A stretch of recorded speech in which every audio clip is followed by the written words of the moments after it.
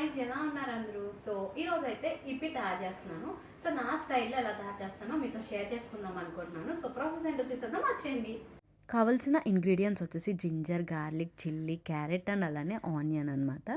So వీటినన్నిటిని కూడా చిన్నగా chop చేసేసుకొని సపరేట్గా పెట్టేసుకోవాలి పక్కన. చూస్తున్నారు కదా, అన్నిటినీ కూడా చాప్ చేసేసుకున్నాను. సో ఇప్పుడైతే ఒక ప్యాన్ తీసుకుని మనం 2 to 3 టేబుల్ స్పూన్స్ వరకు కూడా ఆయిల్ని అయితే యాడ్ చేసుకోవాలి.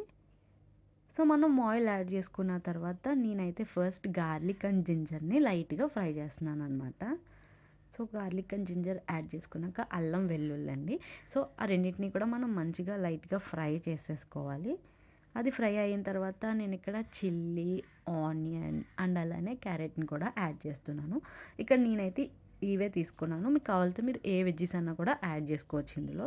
సో అవన్నీ యాడ్ చేసిన తర్వాత ఫ్రై అవ్వనివ్వాలి. అండ్ ఇక్కడ నేను వచ్చేసి ఇప్పీ నూడిల్స్ యూస్ చేస్తున్నాను. మీరు కావాలంటే మ్యాగీ కూడా యూస్ చేసుకోవచ్చు. సో వెజ్జెస్ అన్నీ మంచిగా ఫ్రై అయిన తర్వాత 1 table spoon salt, 1 table spoon కారం, అలానే 1 టేబుల్ స్పూన్ గరం మసాలా పౌడర్ని కూడా యాడ్ చేసుకున్నాను. అండ్ ఇప్పి మసాలా కూడా 1 ప్యాకెట్ అయితే యాడ్ చేసుకుని వాటర్ యాడ్ చేసుకుంటున్నాను. సో సరిపడినంతగా వాటర్ని యాడ్ చేసుకోవాలి. వాటర్ బాయిల్ అయిన తర్వాత మనం ఇక్కడ నూడిల్స్ని యాడ్ చేసేయాలి.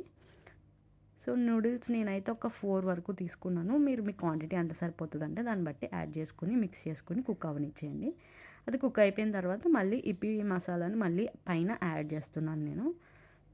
సో యాడ్ చేసిన తర్వాత మొత్తం అంతా కలిపేసుకుంటే మన ఇప్పి నూడిల్స్ అనేది రెడీ అయిపోయింది. చాలా టేస్టీగా ఉంటుంది. సో ఎప్పుడన్నా ఇలా కూడా ట్రై చేసి చూడండి గైస్, డెఫినెట్గా నచ్చుతుంది మీకు.